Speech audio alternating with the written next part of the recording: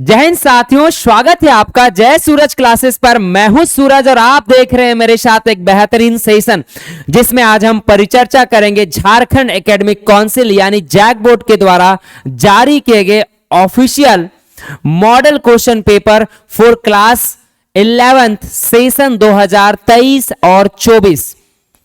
Subject business study, जिसे हम व्यावसायिक अध्ययन कहते हैं।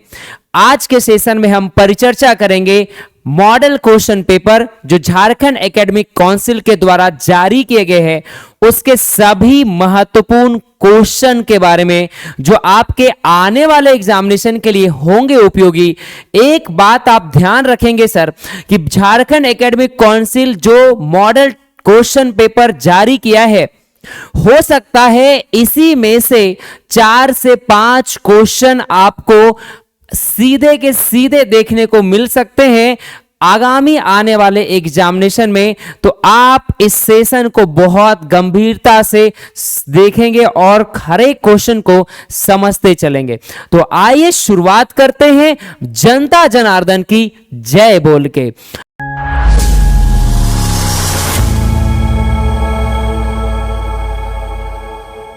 क्वेश्चन नंबर 1 को देखेंगे सर। 1 को देखने से पहले थोड़ा सा एग्जामिनेशन पैटर्न पे आपको डिस्कस कर लूं। तो आपके जो एग्जामिनेशन है, कुल 1 आवर का एग्जामिनेशन कंडक्ट किए जाएंगे। एग्जामिनेशन में जो है कुल एग्जामिनेशन जो है आपका रिटन टेस्ट जो है वो 40 मार्क्स के होंगे, ठीक है। और 40 मार्क्स जो है 40 क्वेश्चन होंगे। सभी क्वेश्चन कंपलसरी नेचर का होगा, किसी प्रकार का कोई नेगेटिव मार्किंग नहीं होगा, ठीक है। ये सभी इंपॉर्टेंट बात जो यहां पे मेंशन किए गए हैं। क्या एग्जामिनेशन पैटर्न होंगे, इसके लिए हमने एक सेपरेट वीडियो बना रखा है। मैं लिंक जो है इसका डिस्क्रिप्शन में पोस्ट कर दूंगा। सबसे पहला क्वेश्चन पे हम लोग डिस्कस करेंगे कि भारत में इंटरनेट का प्रारंभ कब हुआ था, ठीक है। Internet start in India in filling the blanks. तो भारत में इंटरनेट का शुरुआत कब हुआ, इसके बारे में हम लोग जो है परिचर्चा करेंगे। तो भारत में इंटरनेट की शुरुआत की बात करें सर, ठीक है, ऑप्शन को देखें 1977, 1987, 1997 या 2002।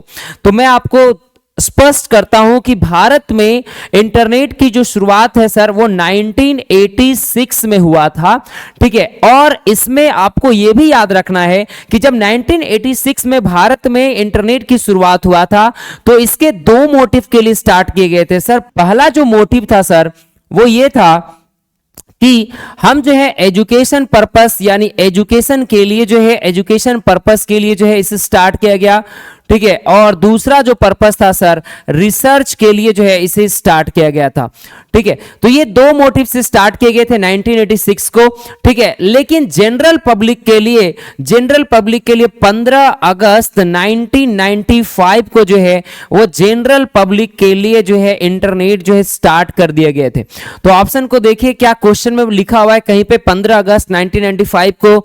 तो कहीं भी ऑप्शन में नहीं दिख रहा 15 अगस्त 1995, यानी जनरल पब्लिक के लिए इंटरनेट कब स्टार्ट हुआ ये जिक्र नहीं कर रहा है। क्वेश्चन सीधा पूछ रहा है कि इंटरनेट की शुरुआत कब हुई। अब ऑप्शन को देखेंगे, क्या ऑप्शन में 1986 दिया हुआ है सर? ऑप्शन में 1986 कहीं भी नहीं दिया हुआ है। तो क्या अब हम लोग जो है इसी में से टिक लगाएंगे, ठीक है, क्योंकि हमें तो इसी ऑप्शन को देख के सही करना है। तो बहुत सारे बुक में जो है इसके आंसर 1987 भी मेंशन है, ठीक है। तो इसका करेक्ट आंसर ऑप्शन के अनुसार अगर हम देखें तो करेक्ट आंसर क्या हो जाएगा हमारा? ऑप्शन नंबर बी यानी 1987। तो भारत में इंटरनेट की शुरुआत 1987 में हुआ, ठीक है। नेक्स्ट क्वेश्चन की बात करें सर, क्वेश्चन नंबर 2, भारत और तथा नेपाल के मध्य होने वाला व्यापार क्या कहलाता है? The trade between India and Nepal is called. तो भारत और नेपाल के बीच होने वाले व्यापार को क्या कहते हैं? तो आपको पता होगा भारत एक कंट्री है और नेपाल भी एक कंट्री है, और 2 देशों के बीच होने वाला व्यापार को हम क्या कहेंगे? होम ट्रेड कहेंगे? बिल्कुल भी नहीं सर, ठीक है। क्या हम इसे फॉरेन ट्रेड कहेंगे? जी बी फॉरेन ट्रेड कहेंगे, ठीक है। लेकिन हम इसे लोकल ट्रेड भी नहीं कहेंगे। तो करेक्ट आंसर क्या होगा? Option number B. Next question की बात करेंगे सर, क्वेश्चन नंबर 3, आर्थिक क्रिया इकोनॉमिक एक्टिविटी कैसे कहेंगे? तो इकोनॉमिक एक्टिविटी ऑप्शन नंबर ए बिजनेस प्लस प्रोफेशन। नहीं सर, सिर्फ बिजनेस और प्रोफेशन को इकोनॉमिक एक्टिविटी नहीं कहते हैं।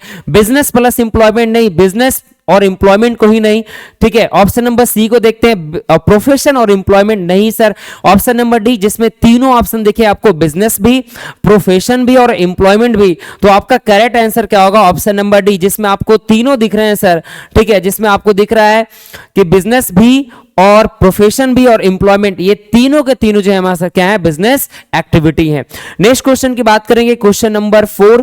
क्वेश्चन नंबर 4 है सर हमारा, जिसमें पूछ रहा है विच of the following is a form of public sector और पब्लिक एंटरप्राइजेस, सार्वजनिक क्षेत्र या सार्वजनिक उपक्रम के प्रारूप निम्न में से कौन से हैं?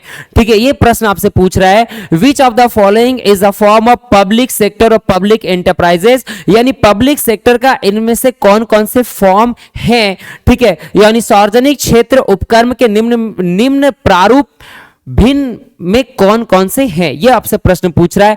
डिपार्टमेंटल ऑर्गेनाइजेशन, जी बिल्कुल, ये एक पार्ट है, एक फॉर्म है पब्लिक इंटरप्राइजेस का। पब्लिक कॉर्पोरेशन भी है, कंपनी फॉर्म भी है, तो ऑल ऑफ द एबव इसके क्या हो जाएंगे? करेक्ट आंसर होंगे। क्वेश्चन नंबर 4 का करेक्ट आंसर होगा option number D. Next question की बात करेंगे, question number 5। Risk is the result of, risk जो है वो रिजल्ट होता है अनसर्टेनिटी का, अनिश्चितता का, ठीक है, तो करेक्ट आंसर होगा ऑप्शन नंबर बी। 5 का correct answer option number B. Next question की बात करेंगे सर, क्वेश्चन नंबर हमारा 6। Which point is not related with the role of profit in business, कौन सा बिंदु व्यवसाय में लाभ की भूमिका से संबंधित नहीं है? प्रश्न को ध्यान से आप पढ़ेंगे तो पाएंगे आपसे प्रश्न पूछ रहा है कि संबंधित नहीं है, ठीक है, और जो भी क्वेश्चन नॉट से संबंधित मिले, ठीक है, उस क्वेश्चन को हम थोड़ा वेटेज देते हैं, चीजों को गंभीरता से समझ के आंसर देते हैं, क्योंकि क्वेश्चन आपसे पूछ रहा है which point is not related with the role of profit in business, तो option number A for long time survival, option number B employment generation, for rapid development to increase efficiency, कौन सा संबंधित नहीं है? फॉर लॉन्ग टाइम सर्वाइवल ये बिल्कुल संबंध रखता है सर, एम्प्लॉयमेंट जनरेशन, ठीक है। नेक्स्ट ऑप्शन की बात करें, फॉर रैपिड डेवलपमेंट ये भी संबंध रखता है, टू इंक्रीज एफिशिएंसी ये भी संबंध रखता है, ठीक है, तो कौन संबंध नहीं रखता है? तो कौन क्या हो जाएगा? यानी कि एम्प्लॉयमेंट जनरेशन। तो इस दृष्टिकोण से जो करेक्ट आंसर होगा वो कौन होगा सर? तो करेक्ट आंसर जो है इसका हम लोग टिक लगाएंगे option number B. Next question की बात करेंगे सर, क्वेश्चन नंबर हमारा 7। क्वेश्चन नंबर 7 पूछ रहा है इंटेंट इज, इंटेंट क्या होता है? तो इंटेंट जो है वो रिटेन डॉक्यूमेंट होते हैं। कैसे डॉक्यूमेंट होते हैं सर? रिटेन डॉक्यूमेंट है, और बेसिकली जब हम इसे प्रयोग करते हैं, जब परचेज करते हैं, ठीक है, तो परचेज करने से में जो परचेज ऑर्डर होता है इसे है हम इंटेंट कहते हैं, और यह रिटेन होता है। कैसा होता है? रिटेन होता है। तो आपको याद रखना है रिटेन, इंटेंट कैसा होता है? तो रिटेन डॉक्यूमेंट होता है। क्वेश्चन नंबर 7 का correct answer option number A. Next question की बात करेंगे सर, क्वेश्चन नंबर हमारा 8। The most wide scope is, सबसे व्यापक क्षेत्र है। सबसे व्यापक क्षेत्र कौन है? इस चीज को अच्छे से समझेंगे, ये क्वेश्चन बहुत ही इंपॉर्टेंट है, कई बार आपके एग्जामिनेशन में आ चुका है, ठीक है, इसलिए इसको गंभीरता से समझते हैं।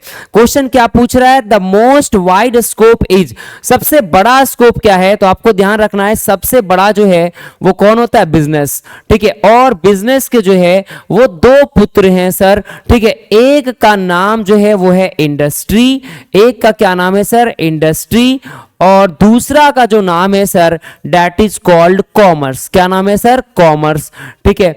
और उसके बाद आपको याद रखना है इंडस्ट्री के भी 3 पुत्र होते हैं, प्राइमरी इंडस्ट्री, सेकेंडरी इंडस्ट्री और फिर टर्सरी इंडस्ट्री। इसी प्रकार से कॉमर्स के भी 2 पुत्र हैं सर, एक का नाम है ट्रेड, ठीक है, और दूसरा का नाम है सर एड्स टू ट्रेड, ठीक है, एड्स टू ट्रेड। अब आप इसको इस चार्ट को, इस फ्लो चार्ट को याद रखेंगे और इससे रिलेटेड जितने भी क्वेश्चंस आपसे पूछे जाएंगे, ठीक है, आप आई होप कि इस चार्ट के फ्लो चार्ट के माध्यम से आप जो है क्वेश्चंस का आंसर कर पाएंगे। The most wide scope is trade, commerce, industry और बिजनेस। देखिए सबसे बड़ा कौन है? सबसे व्यापक कौन है? तो देखिए आप, सबसे बड़ा कौन है? बिजनेस। यस या नो? ठीक है, ये बिजनेस सबसे बड़ा है, ठीक है, क्योंकि बिजनेस के 2 पुत्र हैं, इंडस्ट्री एंड कॉमर्स, ठीक है, और प्राइमरी, सेकेंडरी, टर्सरी के लिए बिजनेस दादाजी लगेगा, ट्रेड के लिए, एड्स टू ट्रेड के लिए भी दादाजी लगेगा, ठीक है। तो समझ रहे, ये इन लोग तीनों का बाप है इंडस्ट्री, और इंडस्ट्री का भी बाप है बिजनेस। इधर ट्रेड और एड्स टू ट्रेड का बाप है कॉमर्स, और कॉमर्स का भी बाप कौन है? बिजनेस। तो सबसे बड़ा कौन हुआ? आप बोलेंगे गुरुजी सबसे बड़ा तो हमारा कौन सा हो जाएगा? बिजनेस। तो करेक्ट आंसर क्या होगा? 8 का option number D. Next question की बात करेंगे सर, क्वेश्चन नंबर हमारा 9 number, ethics is important for, ethics important है, नैतिकता महत्वपूर्ण है टॉप लेवल मैनेजमेंट के लिए, मिडिल लेवल मैनेजमेंट के लिए, नॉन मैनेजरियल एम्प्लॉय के लिए, ऑल ऑफ द अबव। तो आपको याद होना चाहिए कि जो एथिक्स है सर सभी के लिए इंपॉर्टेंट है, चाहे वह कोई भी लेवल ऑफ मैनेजमेंट है। आप क्लास 12th में आएंगे तो पढ़ेंगे level of management. Level of management 3 होते हैं सर, और ये डिपेंड करता है नेचर ऑफ बिजनेस के ऊपर, ठीक है। और इसे देने वाले जो प्रोफेसर थे वो प्रोफेसर ब्रेच साहब थे। प्रोफेसर ब्रेच साहब ने जो है वो 3 लेवल ऑफ मैनेजमेंट दिया है, पहला टॉप लेवल, दूसरा मिडिल लेवल, तीसरा लोअर लेवल, ठीक है। और एक और जो है उन्होंने डिवाइड किया, that is called platform area, जहां पे वर्कर काम करते हैं, ठीक है। ये टॉप लेवल हो गया, ये मिडिल लेवल हो गया, ये लोअर लेवल हो गया। एक और लेवल है सर जहां पे काम कौन करते हैं? जहां पे काम करते हैं वर्कर, जिसे हम कहते हैं प्लेटफॉर्म एरिया। और ये जो प्लेटफॉर्म एरिया में काम करने वाले जो हैं, इसी को कहा जाता है नॉन मैनेजरियल एम्प्लॉय, और इनको कहा जाता है मैनेजरियल एम्प्लॉय, ठीक है। इन्हें क्या कहते हैं? हम इन्हें कहते हैं मैनेजरियल एम्प्लॉय। आई होप कि ये चीजें आपको समझ में आ रहा होगा, ठीक है। तो ये सभी के लिए इंपॉर्टेंट है एथिक्स, किसी एक के लिए नहीं। तो करेक्ट आंसर क्या होगा? क्वेश्चन नंबर 9 का डी।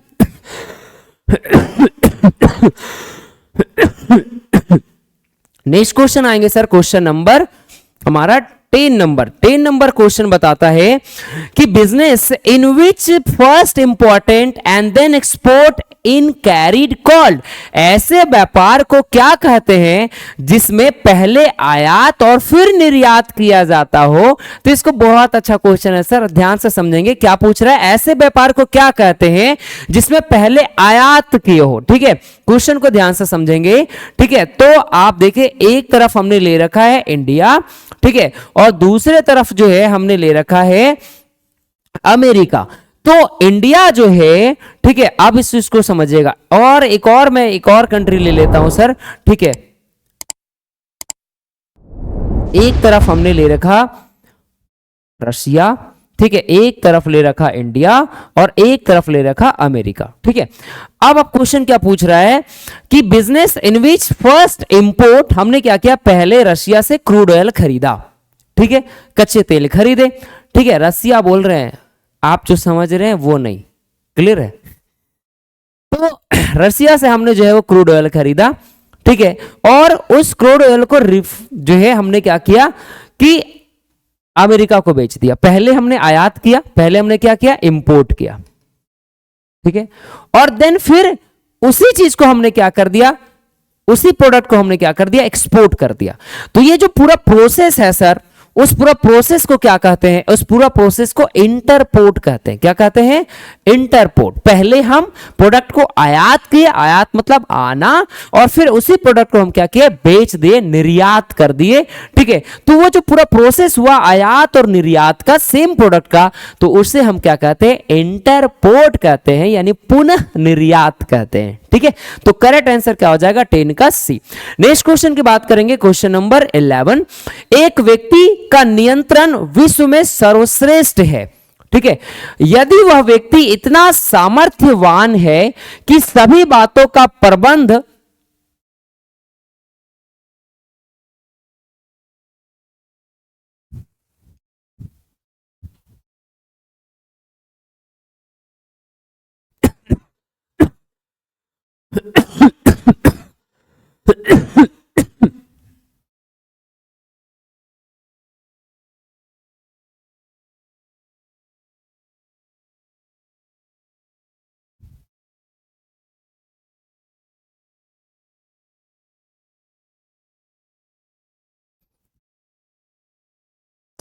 क्वेश्चन नंबर 11 को देखेंगे सर।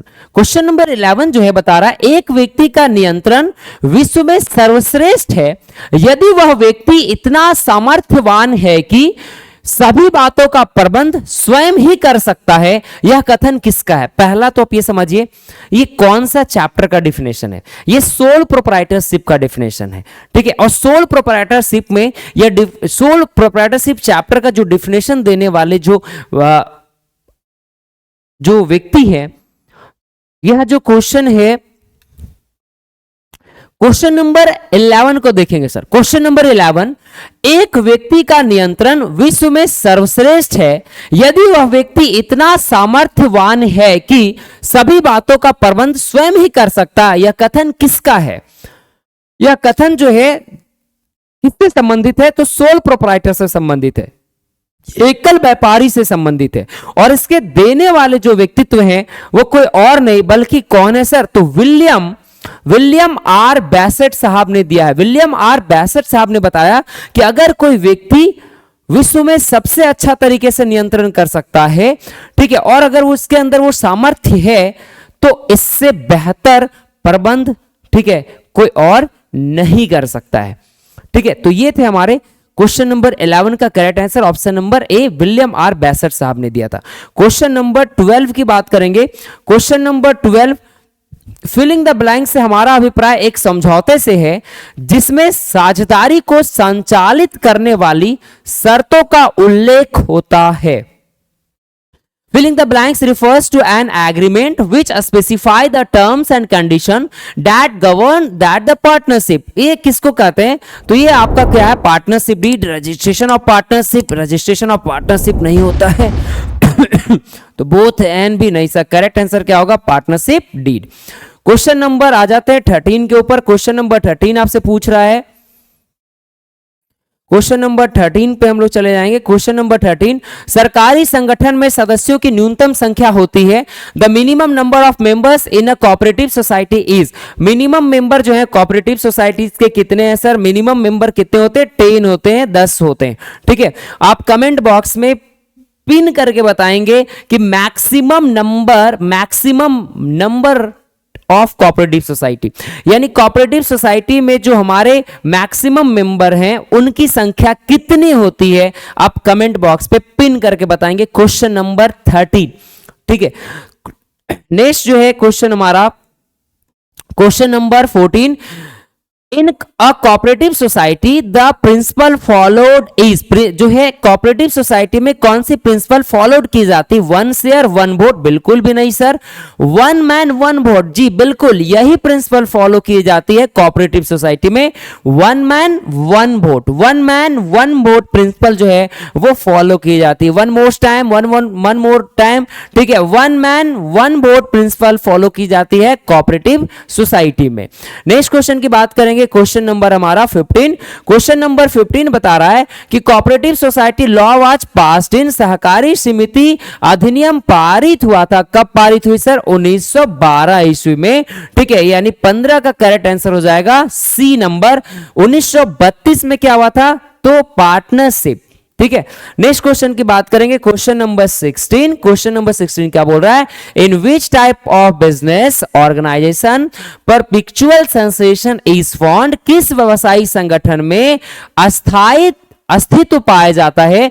ये आपको याद रखना है, सबसे ज्यादा अस्थायी अस्तित्व का जो गुण है सर वो कंपनी में पाया जाता है। कंपनी में सबसे ज्यादा अस्थायी अस्तित्व के गुण पाए जाते, तो करेक्ट आंसर क्या होगा? कंपनी, ऑप्शन नंबर ए। क्वेश्चन नंबर 17 की बात करें सर, क्वेश्चन नंबर 17 ये बता रहा है कि in way the most important document of company is. एक कंपनी के लिए सबसे महत्वपूर्ण प्रलेख है। एक कंपनी के लिए सबसे महत्वपूर्ण प्रलेख क्या होता है? Option number A prospectus, option number B articles, option number C memorandum of association, option number D none of these. तो नन ऑफ दीज तो सर होगा नहीं करेक्ट आंसर, ठीक है। यानी इसका करेक्ट आंसर होगा option number C memorandum of association, ठीक है। क्वेश्चन नंबर 17 का करेक्ट आंसर क्या होगा सर? ऑप्शन नंबर हमारा सी नंबर। नेक्स्ट क्वेश्चन की बात करेंगे, क्वेश्चन नंबर 18 कि in the absence of articles of association apply. कि अगर किसी कारण से जो है in the absence of article of association applies, ठीक है, तो कौन सा अप्लाई होगा? Table F, table B, table C, table D. इस तरह के क्वेश्चंस कुछ ऐसे हैं सर जिन्हें आपको रोट लर्निंग करना पड़ेगा, जिसे आपको याद करना पड़ेगा। तो इसका करेक्ट आंसर होगा सर ऑप्शन नंबर ए, टेबल एफ। आपको याद कैसे रहेंगे? Table F. आप बताइए, नवरात्रा की पावन महीना, ठीक है, महिला और पुरुष के लिए, ठीक है, ठीक है, अब कब आता है? ठीक है, तो फरवरी महीना में अभी चल ही रहा है, आप जान ही रहे हैं। ठीक है, तो ये जो एफ से फरवरी, ठीक है, और एफ से कौन सा टेबल? Table F. तो जब हमारा एब्सेंस रहेगा, ठीक है, आर्टिकल ऑफ एसोसिएशन, तो उस समय हमारा टेबल एफ जो है वो क्या होगा? लागू होगा। ये आपको ध्यान में रखना है। नेक्स्ट क्वेश्चन की बात करेंगे, क्वेश्चन नंबर हमारा 19। क्वेश्चन नंबर 19 आपसे पूछ रहा है, Indian railway is the example of filling the blanks form of the enterprises. आपने पढ़ा था कुछ देरी पहले, ठीक है, कि जो हमारे कंपनी है, ठीक है, उसके कितने फॉर्म्स हैं, तो उसमें से जो है सर क्वेश्चन नंबर 19 देखेंगे sir. Question number 19, Indian railway is the example of form of public enterprises. भारतीय रेलवे सार्वजनिक उपक्रमों का फिलिंग द ब्लैंक्स का उदाहरण है departmental undertaking, public corporation, government company या नन ऑफ द अबव। तो ये जो है वो डिपार्टमेंटल अंडरटेकिंग के अंदर आती है, और डिपार्टमेंटल अंडरटेकिंग जो है वो सबसे पुराना फॉर्म्स होता है किसका? ठीक है, तो आप बताएंगे पब्लिक एंटरप्राइजेस का। नेक्स्ट क्वेश्चन, क्वेश्चन नंबर हमारा 20। क्वेश्चन नंबर 20 क्या है सर? कि a government company is the company in which the paid up capital held by the government is not less than. तो कितना से नहीं होना चाहिए? 51% से कम नहीं होना चाहिए। तो करेक्ट आंसर क्या हो जाएगा? 20 का बी नंबर। नेक्स्ट क्वेश्चन की बात करेंगे सर, क्वेश्चन नंबर हमारा 21। Accepting deposit in which type of function of bank. आपसे बताया, आपसे क्वेश्चन पूछा जा रहा है कि अगर बैंक जो है वो जो क्या कर रहा है, जमा को स्वीकार कर रहा है, तो ये बैंक के कौन से कार्य के अंदर आते हैं? तो आपको पता होना चाहिए कि जो फंक्शन ऑफ बैंक है सर, ठीक है, जो फंक्शन ऑफ बैंक है, बैंक के जो कार्य हैं उसको 3 भागों में बांटा गया है। एक को कहते हैं सर हम लोग प्राइमरी फंक्शन, दूसरा को कहते हैं सर हमारा सेकेंडरी फंक्शन, और तीसरा को कहते हैं सर सोशल फंक्शन। फिर आपको यह पता होना चाहिए सर कि प्राइमरी फंक्शन 2 होते हैं। एक होता है accepting deposit from the public, accepting deposit from the public, and दूसरा जो है सर हमारा दैट इज कॉल्ड, वो है हमारा ग्रांटिंग लोन, ठीक है, टू नीडी देम, यानी कि जिनको जरूरतमंद है उनको लोन देना। तो देखिए हमने क्या बताया, जहां पे जमा स्वीकार किया जा रहा है, तो इसका करेक्ट आंसर क्या होगा? Primary function. नेक्स्ट क्वेश्चन की बात करेंगे, क्वेश्चन नंबर हमारा 22। Question number, reserve bank of India was established in. आपसे पूछा जा रहा है कि रिजर्व बैंक का जो स्थापना कब हुई? तो आपको ऑप्शन देखना है। Option number A 1995, option number B 1992, option number C 1935, option number D 1950। तो आपको पता होना चाहिए रिजर्व बैंक ऑफ इंडिया का जो है वो स्थापना कब हुई, स्थापित कब हुआ? तो आपको पता होना चाहिए 1935 में। ये तो ईयर दिया हुआ, अगर डेट पूछता तो आपको पता होना चाहिए कि इसकी जो स्थापना हुआ है वो कब हुआ? 1 अप्रैल को हुआ है सर, 1 अप्रैल 1935 को हुआ है। साथ ही साथ आपको ये पता होना चाहिए कि जो आरबीआई है इसका मुख्यालय कहाँ है, ये आप कमेंट बॉक्स में बताएंगे कि आरबीआई का मुख्यालय कहाँ है, ठीक है, यानी हेडक्वार्टर क्या है। दूसरा आपको पता होना चाहिए इसके 1 गवर्नर होते हैं आरबीआई के, और 4 डिप्टी गवर्नर होते हैं। अभी जो गवर्नर साहब हैं वो कौन है सर? तो शक्तिकांत दास हैं, ठीक है, शक्तिकांत दास साहब सर जो हैं वो अभी जो है वो प्रेजेंट समय में जो आरबीआई के गवर्नर हैं। और इसकी स्थापना कब हुआ? 1 अप्रैल 1935 का। कमेंट बॉक्स में आप बताएंगे कि आरबीआई जो है वो हेडक्वार्टर कहां है। आप फिर बात को समझ रहे होंगे। एक चीज और भी ध्यान में रखेंगे सर, अगर आपसे पूछेगा reserve bank of India act कब बना, ठीक है, तो reserve bank of India act जो है वो कब था? तो रिजर्व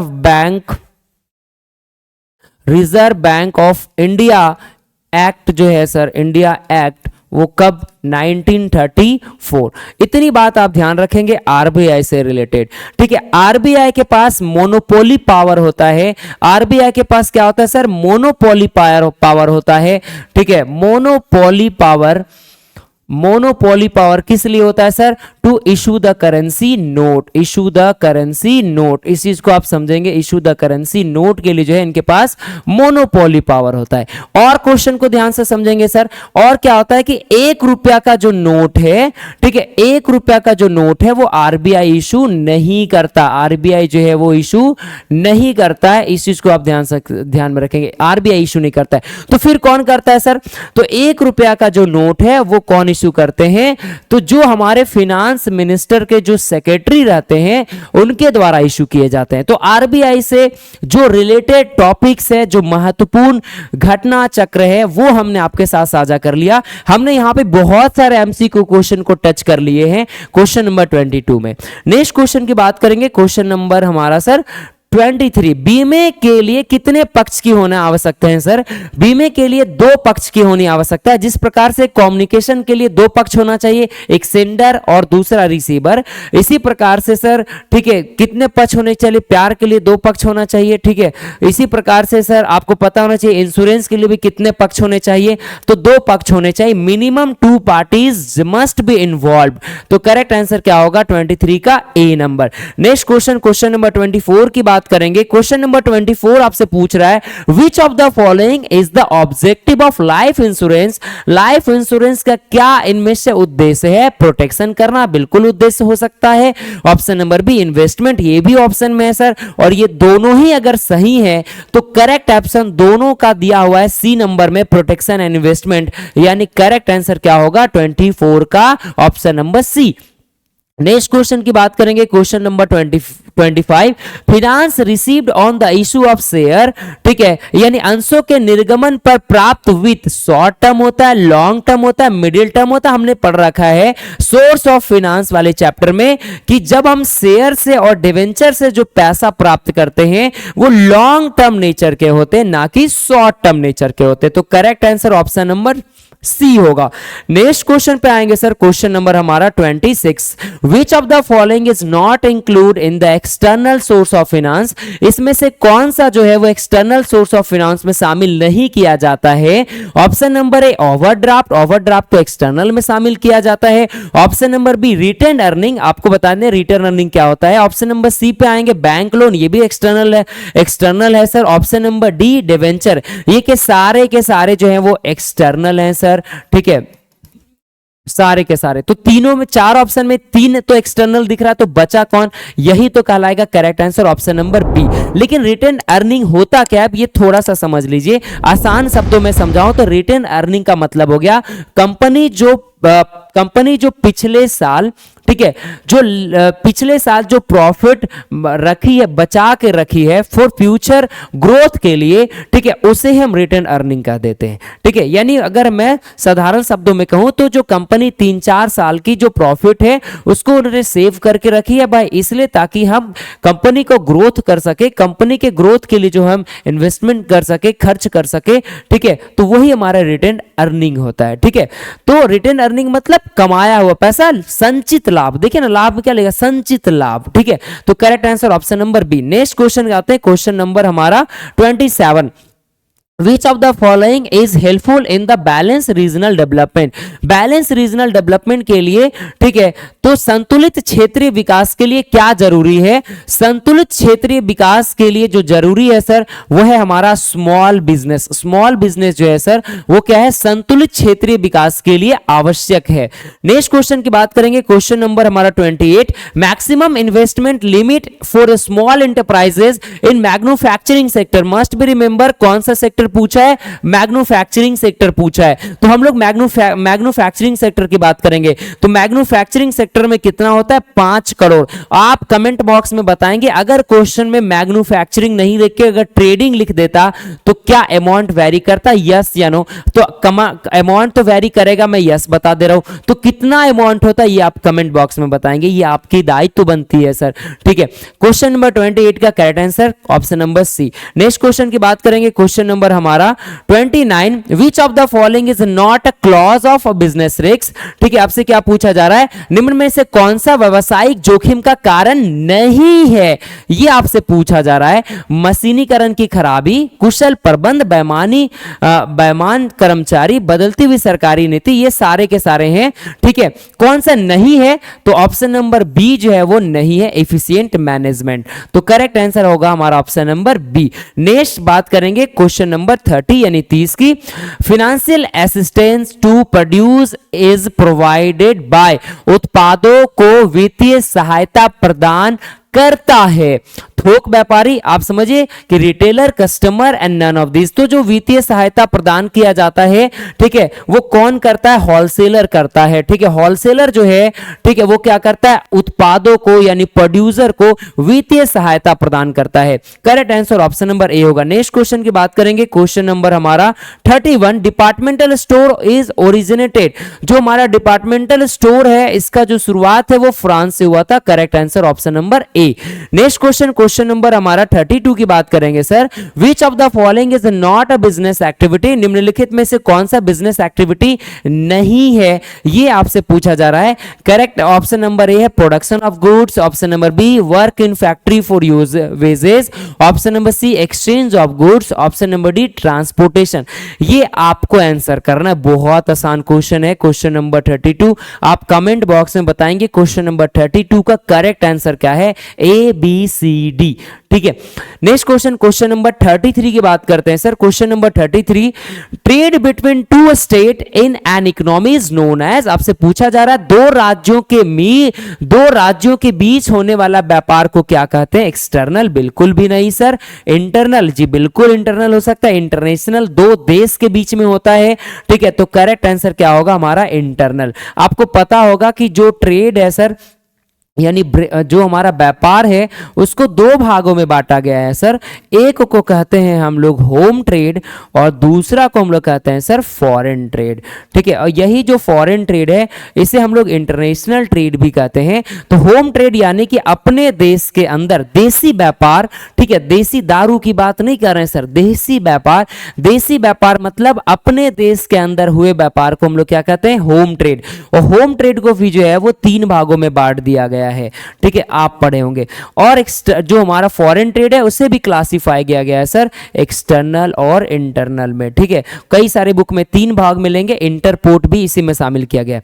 तो मैं उतने डिटेल में भी नहीं जाऊंगा, मैं सीधे बता रहा हूं सर, दो जो हमारे राज्यों के बीच हुआ व्यापार है उसे हम आंतरिक व्यापार में रखते हैं। नेक्स्ट क्वेश्चन की बात करूंगा, क्वेश्चन नंबर हमारा 34, which is include in commerce. Commerce में किसे शामिल की जाती है, तो कॉमर्स में शामिल किसे कहते हैं, जस्ट हमने फ्लो चार्ट में डिस्कस किया था। सबसे पहले कौन सा आ जाएगा सर, सबसे पहले बिजनेस, देन बिजनेस को क्लासिफाई किया गया है इंडस्ट्री एंड कॉमर्स में, और कॉमर्स को क्लासिफाई किया गया है सर ट्रेड और एड्स टू ट्रेड में। ठीक है, एड्स टू ट्रेड में। तो आप ध्यान से देखिए और फिर ऑप्शन को टिक लगा लीजिए कि कौन सा करेक्ट होगा। तो ट्रेड्स और एड्स टू ट्रेड जो है आपको दिखेगा, या auxiliary to trade.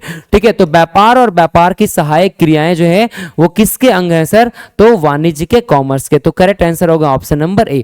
Next question number 35 की बात करता हूं sir, sole trading is a best. Sole trading कब बेस्ट होता है, जब हमें लिटिल कैपिटल की रिक्वायरमेंट है, या मोर कैपिटल का, या नो कैपिटल। तो जो हमें कम पूंजी की आवश्यकता होती है उस समय सोल प्रोप्राइटर जो है वो सबसे ज्यादा उपयोगी मानी जाती है। ठीक है, तो करेक्ट आंसर कौन सा होगा, option number A. Next question की बात करेंगे, क्वेश्चन नंबर 36। क्वेश्चन नंबर 36 आपसे पूछ रहा है बहुराष्ट्रीय कंपनियों में केंद्रीकृत नियंत्रण किसके द्वारा किया जाता है। सबसे पहले आपको यह समझना है कि एमएनसी कंपनी क्या होता है, किसे कहते हैं बहुराष्ट्रीय कंपनी, किसे कहते हैं मल्टीनेशनल कंपनी। तो मल्टीनेशनल कंपनी वह कंपनी होती है जिनका व्यापार किसी एक देश में नहीं, या दो से अधिक देशों में जब कोई कंपनी व्यापार करता है तो उसे मल्टीनेशनल कंपनी कहते हैं। और मल्टीनेशनल कंपनी जो है उनकी जो नियंत्रण है वो हेडक्वार्टर से की जाती है, यानी कि मुख्यालय से की जाती है। तो करेक्ट आंसर क्या होगा, option number C. Question number 38 आपसे पूछ रहा है, what is the responsibility of business towards consumer, यानी कि जो है व्यवसाय का उपभोक्ताओं के प्रति क्या उत्तरदायित्व है? Option number A supply for pure communities, बिल्कुल ये उत्तरदायित्व बनता है सर, ठीक है। दूसरा supply goods as a reasonable price, ये भी दायित्व बनता है एक व्यवसाय का कंज्यूमर के प्रति। Option number C producing sufficient quantity of goods, ये भी दायित्व बनता है। तो करेक्ट आंसर क्या हो जाएगा हमारा? All of these. Next question की बात करूंगा, क्वेश्चन नंबर 39। क्वेश्चन नंबर 39 जो है वे पूछ रहा है एक फर्म को रजिस्ट्रेशन का प्रमाण पत्र कौन जारी करेगा? तो एक फर्म का जो रजिस्ट्रेशन का प्रमाण पत्र है वो कौन जारी करते हैं? तो ऑप्शन नंबर सी जो है सर, यानी कि फर्मों का रजिस्ट्रार, जो रजिस्ट्रार होते हैं फर्म के वही जारी करते हैं। तो करेक्ट आंसर क्या होगा? Option number C. Next question की बात करेंगे और इस सेशन का अंतिम क्वेश्चन जो है इसकी बात करेंगे तो वो है equity share holders orderly have, समता अंशधारियों को साधारणता क्या प्राप्त है? ऑप्शन नंबर ए वोट देने का अधिकार नहीं होता है, बिल्कुल गलत है सर, उन्हें वोट देने का अधिकार होता है, यानी ये गलत बात है। वोट देने का सीमित अधिकार ये भी नहीं सर, लिमिटेड नहीं होता है, इनको फुल वोट देने का अधिकार होता है। करेक्ट आंसर क्या होगा? Option number C. तो ये सभी के सभी जो कंटेंट थे, हमने ये कंटेंट जो है सर, हमने ये जो कंटेंट है सर वो झारखंड शैक्षिक अनुसंधान एवं प्रशिक्षण परिषद रांची से जो है वो संग्रहित किया है और ये कंडक्ट के लिए, ठीक है, ये इनके श्रेय है, ठीक है, क्योंकि ये इनका श्रेय है, इन्होंने ये क्वेश्चन जो है वो तैयार किया है। इस सेशन को देखने के लिए, इतना सारा प्यार करने के लिए दिल के गहराइयों से आपको बहुत बहुत धन्यवाद। और साथ ही साथ मैं आपको बताऊं सर कि मैंने डिस्क्रिप्शन में पूरा का पूरा मैराथन सेशन जो है वो बिजनेस स्टडी का ले आया, आप इसको और मेरे मैराथन सेशन को आप देख लीजिए और आप जो है बिजनेस स्टडी के एग्जामिनेशन के लिए चले जाइए। Thank you so much.